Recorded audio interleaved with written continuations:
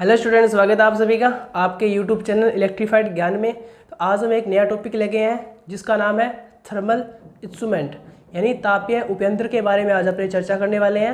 पिछली क्लास के अंदर जो सारणी थी उसके अंदर अपने ने पढ़ा था कि जो तापीय इंस्ट्रूमेंट होते हैं वो दो प्रकार के होते हैं। जैसे कि एक फर्स्ट नंबर पे आता है हॉट वायर और सेकंड आता है कि थर्मोकपल, यानी उन दोनों के बारे में आज अपने जानेंगे। और जो पिछली क्लास में था उसमें अपनों ने पढ़ा था कि जो उसके अंदर एडी करंट और भंवर धारा प्रकार की जो हानि होती है, इस प्रकार के जो डैम्पिंग हो गया, डिफ्लेक्टिंग हो गया, टॉर्क और कहाँ यूज़ किया जाता है, इसके बारे में जानना था। आज अपने को क्या करना है कि जो थर्मल जो प्रभाव होता है उसके आधार पे ना दो प्रकार के इंस्ट्रूमेंट बनाए गए, उसी के बारे में अपने को पूरी व्याख्या से क्या करना है, आज उसका विवरण करना है। और ये अगर आपने वीडियो देख लिया तो जो थर्मल वाले जो दो इंस्ट्रूमेंट हैं उनमें से आपका एग्जाम में जो क्वेश्चन आएगा वो कहीं सही नहीं जाने वाला। आज अपने इन क्वेश्चनों के बारे में आप सभी को रूबरू करवाने वाले हैं। तो चलिए हमारे यूट्यूब चैनल पर बने रहिए और लास्ट तक वीडियो को ज़रूर देखें और वीडियो को स्किप ना करें। तो जो अपने टॉपिक चल रहा था वो था मेजरिंग इंस्ट्रूमेंट के बारे में, यानी मापक उपयंत्र। मापक उपयंत्र के अंदर आज अपने पहुंच गए हैं। आधे से ज़्यादा अपनों ने जो चैप्टर है वो कवर कर लिया गया है। और आज का जो अपना जो मोस्ट इम्पॉर्टेंट जो टॉपिक है उसका नाम है थर्मल प्रभाव, यानी थर्मल इंस्ट्रूमेंट के बारे में।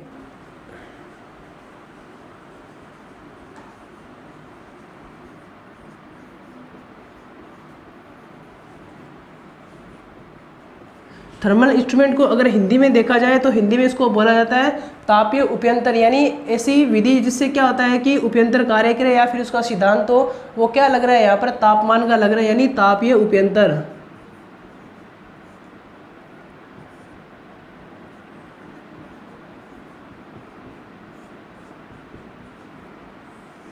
तापीय उपयंत्र। अब आपसे पहला जो क्वेश्चन है वो यही आता है कि ये किसके सिद्धांत पर कार्य करता है। तो आपको बताना है कि जो तापमान, अब आप सभी ने देखा है कि जो धारा के कई प्रकार के जो प्रभाव होते हैं, जिसमें से जो पहला प्रभाव आता है वो आता है कि चुंबकीय प्रभाव, या फिर अपने कह सकते हैं कि उसके बाद में सेकंड आता है कि ऊष्मीय प्रभाव। तो ये वाले जो तापमान वाला होता है ये क्या करता है कि धारा का ऊष्मीय प्रभाव पर कार्य करता है, यानी जो इसका जो सिद्धांत रहेगा इस उपकरण का, तो आपको बताना है कि जूल का सिद्धांत, यानी किसके सिद्धांत पर कार्य करेगा, जूल के सिद्धांत पर। सिद्धांत क्या लगेगा इसके अंदर, तो आपको बताना है कि जूल का ऊष्मीय सिद्धांत। जूल का सिद्धांत में मैंने कह सकते हैं कि जब धारा फ्लो करवाई जाती है तो एक ऊष्मक हीटर जो होता है वो क्या करता है कि धारा का ऊष्मीय प्रभाव उत्पन्न करता है, यानी जो उसमें क्या देंगे, धारा देंगे, और धारा देने से अपने को क्या मिलेगी, वहाँ पर ऊष्मा मिलेगी। तो ये वो क्या कहलाता है, जूल का नियम कहलाता है। और जूल के नियम के अंदर अपनों ने पढ़ा था कि जब भी किसी उपकरण में धारा प्रवाहित की जाती है तो वो उपकरण होता है या फिर जो वायर होती है वो क्या हो जाती है, गर्म हो जाती है। वही क्या कहलाता है, ऊष्मीय प्रभाव कहलाता है, यानी धारा का ऊष्मीय प्रभाव।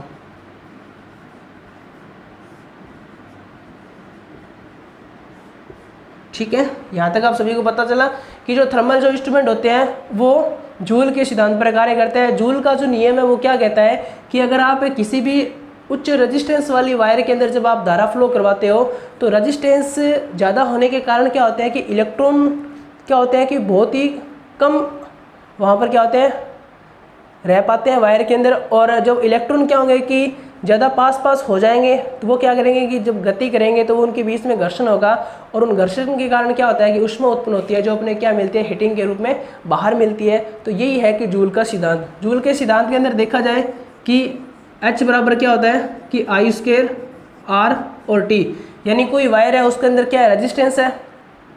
अगर आप उसे धारा देके, जैसे कि मैंने स्विच को ऑन किया, ऑन करते ही वापस मैंने स्विच को क्या कर दिया, ऑफ कर दिया, तो ऊष्मा उत्पन्न नहीं होगी। सबसे पहला कारण है कि क्यों नहीं होगी, क्योंकि यहाँ पर अपने पास रेजिस्टेंस भी है, धारा भी दी, पर क्या आ रहा है साथ में, टाइम आ रहा है। तो आपने कितने टाइम तक फ्लो करवाया वो भी क्या करता है, डिपेंड करता है। अगर आप 1 सेकंड के लिए फ्लो करवाते हैं तो ऊष्मा क्या होगी, बिल्कुल जीरो होगी, ऊष्मा का मान बिल्कुल कम ही होगा, यानी होगा ही नहीं, ना के बराबर होगा। अगर मैं ऐसी बात करूँ 1 मिनट तक इसको फ्लो करवाया जाए, टाइमिंग क्या है 1 मिनट है, तो उसके अंदर क्या होगी कि ऊष्मा का मान, अपने हीटिंग का मान क्या मिलेगा, ज़्यादा मिलेगा, यानी 1 सेकंड की बजाय।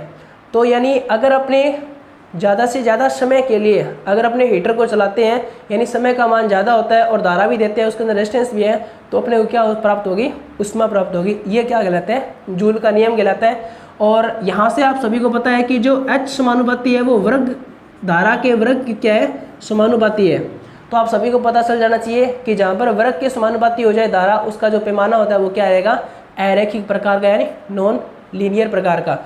तो जो अपने उपकरण पढ़ेंगे इसके अंदर दो टाइप के, उन दोनों का जो पैमाना होता है वो नॉन लीनियर होता है। यानी पहले तो अंदर क्या होगा कि स्टार्टिंग के अंदर पास पास में होगा, और जैसे जैसे पैमाने की दूरी बढ़ती जाएगी वैसे वैसे क्या होता जाएगा, खुला होता जाएगा इस तरीके से। क्यों होता जाएगा, क्योंकि अपने जो H है वो समानुपाती है किसके, आई स्क्वायर के, धारा के क्या है, वर्ग के समानुपाती है। बस यही रीजन है जो पैमाने को क्या करता है कि रूपांतर करता है कि या फिर डिजाइन किया जाता है कि ताकि किस प्रकार का पैमाना अपने को बढ़ाना है, यानी डिफ्लेक्टिंग टॉर्क के कारण। तो यहाँ पर बात करूँ कि टी का मान भी समानुपाती होता है आई स्क्वायर के, यानी डिफ्लेक्टिंग टॉर्क का मान अगर 1 लगेगा तो वहाँ पर धारा क्या होगी कि धारा का मान, अगर टॉर्क का मान धारा क्या होगी कि जैसे 2 एम्पियर फ्लो करवाइए तो टॉर्क क्या हो जाएगा कि आधा इसके क्या है समानुपाती, इससे क्या हो गया, दुगुना हो जाएगा। यानी टॉर्क का मान 1 रखूँगा तो इसका क्या हो जाएगा 2, इसका 2 रखूँगा तो इसका क्या हो गया 4 हो जाएगा। यानी क्या हो रहा है, वर्ग में हो रहा है। तो बस यही कारण है। अब बात करते हैं अपने इसके पहले जो चैप्टर के अंदर अगर इसका जो मान बताया जा रहा है उसके बारे में अपने चर्चा करते हैं। तो सबसे पहला जो उपकरण आता है वो आता है कि हॉट वायर उपयंत्र। हॉट वायर का जो मतलब क्या होता है कि गर्म तार उपयंत्र। 1 नंबर जो पॉइंट है वो है हॉट वायर, यानी तप्त तार।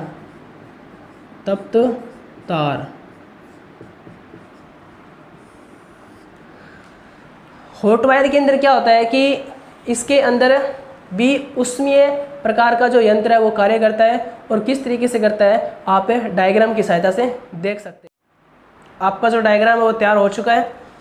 अब बात करते हैं कि डायग्राम की सहायता से अपने समझते हैं कि यहाँ पर क्या होता है कि एक पुली लगाई जाती है, और ये पुली क्या करती है कि घूर्णन करती है, और यहाँ से बिंदु A से लेकर और बिंदु B तक एक वायर लगाई जाती है, और यहाँ पर एक प्रतिरोध वायर लगा दी जाती है।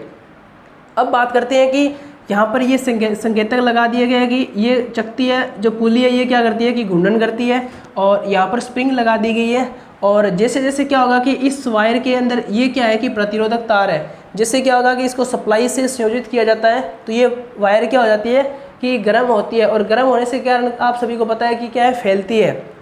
तो फैलने के कारण क्या होगा कि इसके अंदर क्या होगा कि इस तरीके से यूँ बिल्कुल तनाव आएगा। तनाव आने के कारण क्या हो जाएगा, ये जो स्पॉट वायर है जो यहाँ पर लगाई गई है, स्पॉट वायर के अंदर क्या होगा कि इसके अंदर भी क्या हो जाएगा, तनाव आ जाएगा। तनाव आने के कारण क्या होगा, ये पुली क्या करेगी कि इस डायरेक्शन में क्या करेगी, घूर्णन करेगी। तो घूर्णन करने के कारण क्योंकि यहाँ पर क्या लगाया गया, स्प्रिंग लगाया गया है, तो जैसे जैसे क्या होगा कि इसके अंदर तनाव आएगा तो ये क्या होगा, स्प्रिंग अपनी ओर आकर्षित करेगा। यानी स्प्रिंग क्या होगा, पहले खुला हुआ है, यानी वो भी अपनी स्थिति में आना चाहता है। तो जैसे जैसे ये क्या होगा कि अपनी स्थिति में आएगा, और यहाँ से वायर ढीली होगी तो ये पुली क्या करेगी, घूर्णन करेगी, और उसी टाइम क्या होगा कि ये जो संकेतक है वो इस साइड में ये क्या करने लगेगा, मूव करने लगेगा, और अपने जो धारा या फिर वोल्टता का मेजरमेंट है वो अपने को यहाँ पर बता देगा कि जो धारा का मान है वो कितना है। यानी मेनली बात की जाए तो यहाँ पर क्या लगा रहती है, एक वायर लगाई जाती है जो क्या करती है कि उष्मीय यानी ऊष्मा उत्पन्न करती है, जिसके कारण क्या होता है कि वायर के अंदर तनाव आता है, और इसके कारण यहाँ पुली लगी है, पुली स्प्रिंग क्या होगा इसकी ओर घूमेगा, और ये क्या इस डायरेक्शन में घूर्णन गति करेगी, और संकेतक अपना घूम जाएगा। तो इस तरीके से ये था डायग्राम हॉट वायर का। हॉट वायर यहाँ पर क्या लगाई गई, ये लगाई गई है, और इस उपकरण का जो उपयोग होता है वो AC और DC दोनों प्रकार की जो सप्लाई है उस पर कार्य करता है। मैं बता दूं कि AC और DC दोनों पर कार्य क्यों करता है, क्योंकि जो एक ऐसा प्रभाव है जो उसमें प्रभाव है वो क्या करता है कि DC पर भी जितनी ऊष्मा उत्पन्न करेगा उतनी ही AC पर उत्पन्न करता है। इसलिए बोला जाता है कि इसका जो प्रभाव है या फिर इफेक्ट है, चाहे DC धारा दो चाहे आप AC धारा दो, वो क्या करेगा, सेम रहेगा, और इसका जो कार्य करने की जो वर्किंग है उस पर कोई इफेक्ट नहीं पड़ेगा। इसलिए बोला जाता है कि इसका जो उपयोग होता है वो AC और DC सप्लाई दोनों पर किया जाता है। अब बात करते हैं कि ये RMS वैल्यू का क्या करता है, मेजरमेंट करता है, वैल्यू का मापन। RMS वैल्यू का क्या करता है, मापन करता है। और अब बात करते हैं कि इसका जो पैमाना होता है वो अनुपातिक होता है, यानी असमरूप जिसे बोल सकते हैं या नॉन लीनियर जिसे बोल सकते हैं।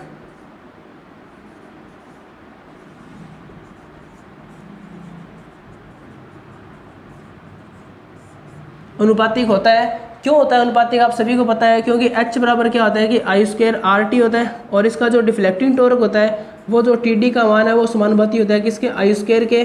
तो आप सभी को पता है कि आई स्क्वायर का जब मान आ जाता है तो आपका जो पैमाना होता है वो क्या रह जाता है कि असमरूप का रह जाता है या फिर अनुपातिक का रह जाता है, यानी स्टार्टिंग के अंदर क्या होगा पास पास के अंदर, उसके बाद में क्या रहता रहेगा, खुला खुला चलता रहेगा। अब बात करते हैं कि जो इनका जो ये मिली एम्पियर या फिर माइक्रो एम्पियर की धारा का मेजरमेंट नहीं कर सकते, क्योंकि इनके अंदर जो क्षति का यानी पावर लॉस का मान क्या होता है, ज़्यादा होता है, इसलिए ये मिली एम्पियर या फिर एम्पियर वाली मिली एम्पियर या फिर माइक्रो एम्पियर की धारा का मेजरमेंट नहीं कर सकते। मिली या फिर माइक्रो धारा का मापन नहीं कर सकते। क्यों नहीं कर सकते, क्योंकि इसके अंदर शक्ति का मान क्या होता है, ज़्यादा होता है, उसी वजह से ये मापन नहीं कर सकते किसका, धारा का, बहुत ही कम धारा का। और ये हमेशा धारा के लिए बनाया जाता है, एमीटर के रूप में क्या किया जाता है, यूज़ किया जाता है।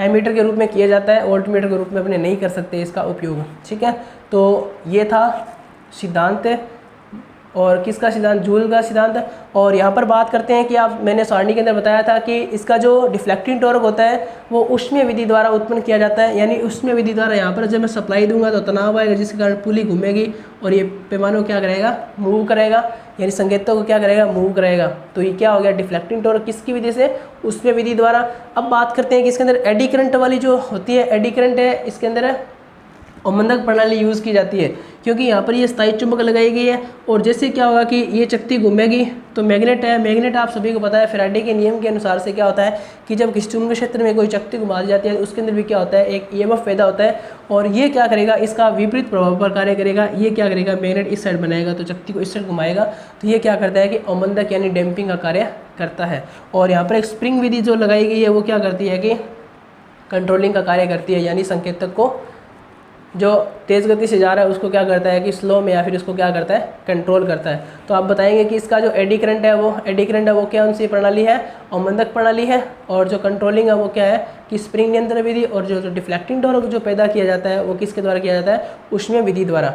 और अब जो नेक्स्ट पढ़ेंगे वो अपना थर्मोकपल है, यानी सेम सिद्धांत बाकी कार्यप्रणाली ही रहेगी, पर उसके अंदर जो डायग्राम है या फिर उसके अंदर इसकी जो रेखा है वो सरल रेखा वो क्या हो जाएगी, बिल्कुल इजी तरीके से हो जाएगी। तो चलिए अपने उसी के बारे में चर्चा कर लेते हैं।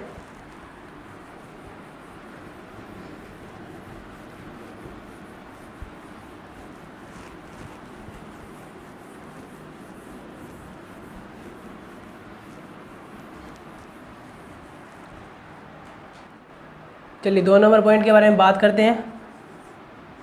2 नंबर जो पॉइंट है वो है थर्मोकपल। इसको बोला जाता है ताप युग्म। ताप युग्म क्यों बोला जाता है, क्योंकि थर्मोकपल का मतलब होता है कि इसके अंदर एक 2 वायर ऐसी धातु की ली जाती है जो अलग अलग धातु से निर्मित हो, और इन दोनों वायरों को क्या होता है कि एक इस तरीके से लगा दिया जाता है जॉइंट पे, और वहाँ पर ऊष्मा दी जाती है, और ऊष्मा के कारण क्या होता है कि उसके अंदर दोनों वायरों के अंदर विभिन्न विभांतर होने के कारण क्या होता है कि एक ईएमएफ उत्पन्न होता है, और जो वो ईएमएफ क्या करता है कि मूविंग कॉइल इंस्ट्रूमेंट के अंदर जाता है, तो वो क्या करता है, मेजरमेंट बताता है। तो अपने डायग्राम की सहायता से समझते हैं।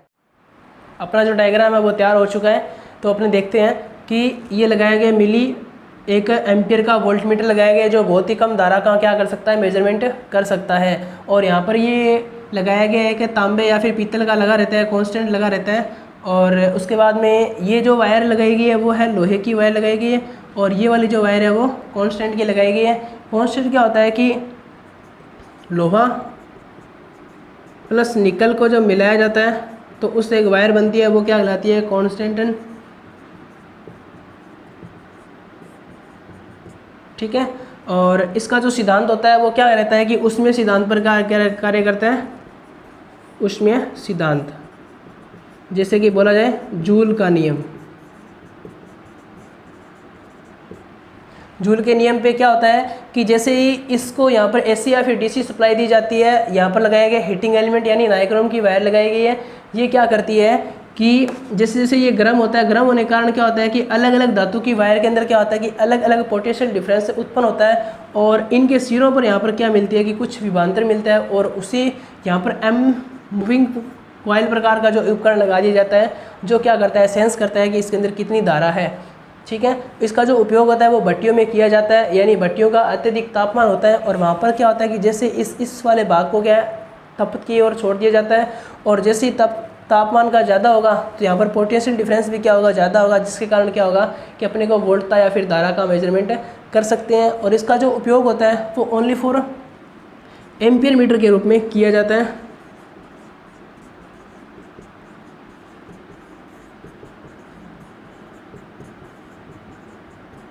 एम्पियर मीटर के रूप में किया जाता है, क्योंकि वोल्ट मीटर के रूप में कर सकते थे, पर वोल्ट मीटर के अंदर क्या होता है कि अत्यधिक वोल्टेज ड्रॉप का सिद्धांत लगता है, और यहाँ पर अत्यधिक वोल्टेज ड्रॉप हो नहीं रही है, क्योंकि यहाँ पर कुछ ही मिली वोल्ट के अंदर क्या हो रहा है कि पोटेंशियल डिफरेंस उत्पन्न हो रहा है, और नॉर्मल से क्या हो रही है, धारा फ्लो हो रही है, तो उसी को क्या कर रहा है, ये सेंस कर रहा है। और यहाँ पर लिखा है कि मिली एम्पियर मीटर, यानी बहुत ही कम रेंज का यहाँ पर मीटर लगाया जाता है। और ये जो एसी और डीसी दोनों प्रकार की सप्लाई पर क्या कर सकता है, कार्य कर सकता है। और उसमें सिद्धांत के अनुसार क्या होता है कि एच समानुपाती क्या होता है, आई स्क्वायर आर टी होता है। तो टी डी जो डिफ्लेक्टिंग टॉर्क होता है वो भी क्या होता है, आई स्क्वायर के। तो इसका जो पैमाना होता है वो क्या रहता है कि अनुपातिक होता है।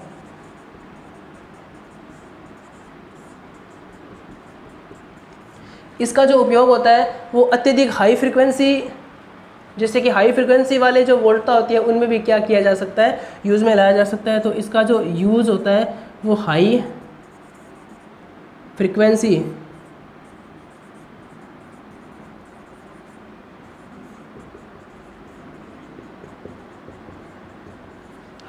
के अंदर क्या कर सकते हैं, अपने इसका यूज़ कर सकते हैं। अब बात करते हैं कि एसी और डीसी दोनों प्रकार की सप्लाई पर पैमाना क्या रहता है, अनुपातिक रहता है। और इसके अंदर जो डिफ्लेक्टिंग टॉर्क और इस प्रकार की जो प्रणाली होती है वो एडी करंट यूज़ लाई जाती है, और डिफ्लेक्टिंग टॉर्क उसमें विधि द्वारा। और बात करें अवमंदक डैम्पिंग के अंदर, वहाँ पर क्या यूज़ में लाई जाती है, एडी करंट प्रकार की। और ठीक है, तो ये मूविंग कॉइल लगा रहता है, इसके अंदर क्या होता है कि वो सारी प्रणाली यूज़ में लाई जाती है। ओनली फने को क्या करना है, यहाँ पर सप्लाई देनी है। इसके अंदर क्या होता है कि सारा सिस्टम लगाया जाता है, डैम्पिंग हो गया, कंट्रोलिंग हो गया या डिफ्लेक्टिंग हो गया। ठीक है, तो ये था कि थर्मोकपल प्रकार का एक मीटर जो इस सिद्धांत पर कार्य करता है। और मेन बात आती है कि इसका जो जूल का जो नियम होता है उसमें भी लगता है, इसमें भी लगता है, पर दोनों में फ़र्क क्या है। मैनुअली जो क्वेश्चन आता है वो ये आता है कि थर्मोकपल किस सिद्धांत पर कार्य करता है, तो आपको बताना है कि सीबेक प्रभाव पर। इसका जो सिद्धांत रहता है वो रहता है सीबेक, या फिर इसे बोल सकते हैं पीजो इलेक्ट्रिक प्रभाव।